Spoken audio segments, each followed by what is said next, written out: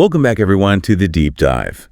We're switching things up a bit today with a mini deep dive. Oh. Yeah, a mini deep dive into something we've been getting tons of questions about lately, hiring Maya developers. Yeah, that's a hot topic for sure. It really is. Everyone wants to bring this very specialized skill set onto their projects, so we figured Makes sense. we'd give you the knowledge to make the best hiring decisions. It's definitely a tricky landscape to navigate. Oh, absolutely. And thankfully, there's a fantastic resource out there to help us with this, theperfectdeveloper.com. I've heard good things. Yeah, they've put together this awesome Maya Developers Playbook guide, which we'll be referencing throughout this whole deep dive. Oh, cool. But before we even jump into that, I really recommend you head over to theperfectdeveloper.com and try out the 5 questions tool. I've heard about this, yeah. Yeah, it's super quick and easy, a good way to get personalized guidance for your specific project needs. Sounds useful. Oh, that's great, yeah. So let's dive into some frequently asked questions about hiring Maya developers. All right, sounds good. So first up, what exactly is a Maya developer? That's a great question. And it's more than just your average 3D artist, right? Right. We're talking someone who's truly specialized in Autodesk Maya, which you probably know is like industry standard. Oh, yeah, for sure. 3D software used across film, games, all sorts of visual media, really. Everywhere. Exactly. And a Maya developer isn't just good at modeling or texturing or animation. They often go way deeper into like complex simulations, rigging, Wow. even scripting custom tools within Maya, like to really streamline their workflows and stuff. So the whole other level. Yeah, deeper level of technical expertise, absolutely. Okay, so now why should someone care about that distinction when they're hiring? What's the big deal? Well, the big deal is that Maya is it's incredibly powerful. Oh, yeah. Capable of producing like incredibly detailed, super complex visuals. So when you hire a Maya developer, you're not just getting like someone who can make something look pretty. You're getting someone who can really push those boundaries of what's possible in 3D, you know? Yeah, totally. This means they need to have like a deep understanding of what the software can do and how to actually use it to its full potential. That makes a lot of sense. Yeah. Okay, so then what are the essential skills and qualifications that someone should look for when hiring a Maya developer? What are the must-haves? Well, according to theperfectdeveloper.com's playbook, proven Maya proficiency is like non-negotiable. Okay. This means going beyond just like looking at how many years of experience they have on their resume. Right. And actually digging into their portfolio. So what should we be looking for in that portfolio specifically? Look for complexity, you know, and like real attention to detail in their work. Right. And do the projects they've worked on actually align with what you need? Like, for example, if you need someone to create these super realistic character animations for, say, a video game, then you need to see that in their portfolio, those specific skills. So basically make sure they can walk the walk. Exactly. Not just talk the talk. Okay. What else? Industry-specific experience is also key. If you're in gaming, look for someone who's actually worked on game assets before. Right. Film. Look for examples of cinematic work. Makes sense. And don't be afraid to like really dig in, ask them about specific projects. Yeah. What were the challenges? How did they overcome them? Yeah, that's a good one. Get a sense of how they problem solve. Okay, so beyond just the portfolio, how do you actually assess their technical skills? How do you know they can handle the software? Well, technical assessments are like a must. You need to be sure they can handle those core Maya functions, you know? Yeah. And if scripting's important for your project, definitely test those skills too, whether it's MEL or Python. And this is where a good test task comes in. Absolutely. Right. It gives you that real-world insight into their workflow. You see their problem-solving in action, how they deal with deadlines. Which, let's be honest, that's a crucial skill on any project. Oh, absolutely. Okay, so let's talk industries. Okay. Where are these Maya developers in high demand? Yeah. What kind of companies and projects are really clamoring for their skills? Well, the perfectdeveloper.com's Maya Developers Playbook guide actually breaks this down really well. Okay, great.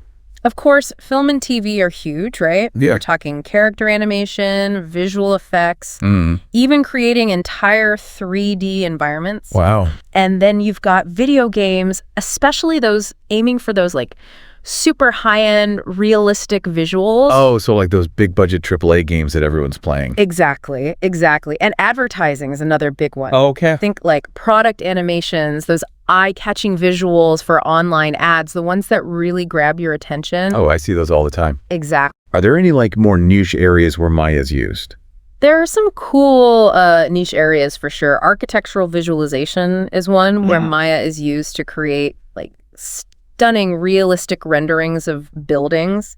Okay. And then VR and AR, Oh, yeah. those are emerging spaces where Maya skills are becoming super valuable. Makes sense. It's all about creating those immersive visuals. Exactly. So, okay, we've got a good sense of who Maya developers are, where they're needed. Yeah. Let's talk about, I guess, the elephant in the room salary. Ooh, the money talk. Yeah. What's the typical salary range for Maya developers? Well, like most things, it depends. Yeah. Experience, location, the demands of the specific project, all that factors in. Right. But the perfectdeveloper.com's playbook gives us some good benchmarks. Okay. In the US, for full-time roles, you're looking at a range from like $70,000 to $120,000 per year, roughly. Okay. And no surprise, major industry hubs like LA or New York, Yeah. those tend to command higher salaries. That makes sense. What about Europe? How do those salaries compare? The range there is generally a bit lower, typically between, let's say, $50,000 and $90,000 per year. Okay. But similar to the US, you'll see variations between different countries, Right. depending on the cost of living and, the demand for those skills. So location definitely plays a big role. For sure. Now, I know a lot of companies are considering, overseas talent to maybe save on costs. Yeah. What does the playbook say about that? Well, the perfectdeveloper.com highlights Asia as a potential source for Maya developers, Okay. noting both the potential cost savings, but also the need for like really careful selection. Right. The salary range there is significantly lower, Mm-hmm. but you really want to make sure you're getting the experience level you need. Yeah. So vetting those portfolios, Right. doing those technical assessments we talked about earlier, that's even more crucial in those cases. Okay. So let's say you found a few promising candidates, right? How do you decide what type of employment makes the most sense? Ooh, good question. Full-time, part-time, freelance. Yeah. It's a lot to consider. It really comes down to like aligning your hiring choice with your specific project needs, Okay. Full-time makes sense if you have ongoing 3D demands. Right. Think like game studios, animation houses who need that like consistent in-house expertise. So if 3D work is like a core part of your business, Exactly. full-time might be the way to go. Exactly. Part-time, when's that a good fit? Part-time can be good if you have more moderate needs, maybe like occasional asset updates or smaller animation projects. Okay, and what about freelance? When does that make the most sense? Freelance is great for like those short-term project-based needs. Oh. Like a single animation, quick turnaround on a few 3D assets. Yeah. Freelance might be your best bet. So it's really about like assessing the scope and duration of the work. Exactly, yeah. Now, once you've made that decision, there's another big question. Local talent versus overseas talent. Ah, yes. What are the key considerations there? It's a classic dilemma, and the perfectdeveloper.com doesn't shy away from it. Okay. Local hires, they offer that ease of communication, time zone alignment, Right. but potentially, at a higher cost. And overseas. So overseas, you're often looking at a more budget-friendly option. Okay. But those communication challenges can be real, especially with those time differences. Yeah. The playbook really stresses setting those clear expectations, ensuring strong communication skills, whether it's English fluency or, proficiency in whatever the language of your project is. So communication is key, regardless of location. Absolutely. Okay, now another big question we get is whether to hire a dedicated developer directly or go through an agency. Ah, yeah, the age-old question. Right. What are the pros and cons of each approach? Well, the perfectdeveloper.com actually highlights the benefits of hiring a dedicated developer, especially if it's a long-term project. You get that focused expertise, the ability to customize the work to your exact needs, and that ongoing back and forth as the project develops, And potentially it's more cost-effective in the long run Right. compared to those ongoing agency fees. Exactly. Yeah. But, there are times when an agency might actually be the better fit. Okay, when would that be? If you need a wider range of skills, Okay. a faster turnaround time, or like the advantage of a full team with, various specialties, Yeah. an agency can be a great solution. So again, it's all about figuring out what aligns best with your specific project Exactly. and your goals. For sure. It's great to have resources like theperfectdeveloper.com out there to help us navigate all these decisions. Couldn't agree more. Okay, let's say we've hired our Maya developer. All right. Now, how do we measure performance? Ooh, good. How do we know they're doing a good job? This is where clear benchmarks and ongoing communication are super important. Theperfectdeveloper.com suggests starting with well-defined milestones and deadlines so you can actually track progress effectively. So it's not just about the final product. Exactly. It's about how they get there. The whole process, yeah. You want to regularly review the quality of their work, making sure it meets the standards you've set, right? Yeah, for sure. Is it on time? Is it meeting those quality expectations? Right. And team feedback's also valuable here. Okay.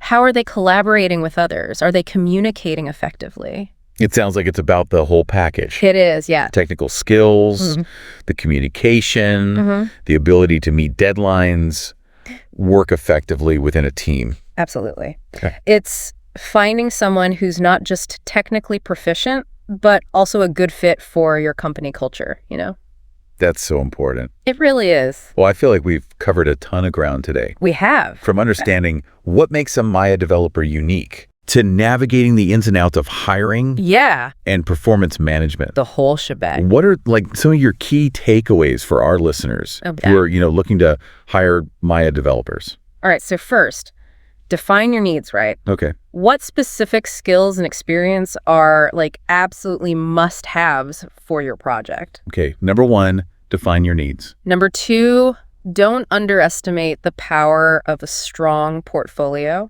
Yeah. Really dig in, assess the quality, complexity, and relevance of their work. Right. Portfolio deep dive. Exactly. And number 3, communication is key. Of course. Set those clear expectations, provide constructive feedback, and, foster an environment where your Maya developer can actually thrive. Those are great points. Thanks. And if anyone wants more in-depth guidance, I highly recommend checking out theperfectdeveloper.com. Our resource. Their resources and tools can be incredibly valuable in finding that perfect Maya developer for your project. For sure. And don't forget about their the 5 questions tool. Oh, yeah. That's a good one. Which can really help get you started on the right path. Absolutely. Absolutely. Okay, right, yeah. So finding the right Maya developer is an investment. It is. In your project, your team, in your company's future. Absolutely. Take the time, make the informed decision, and you'll be well on your way to creating something truly incredible. Couldn't have said it better myself. That's a great note to end on. Yeah. Thanks for joining us on this mini deep dive into hiring Maya developers. It's been a pleasure. We'll be back soon with another deep dive into a topic you're sure to find fascinating. Yeah. Until next time, keep diving deep. Keep diving.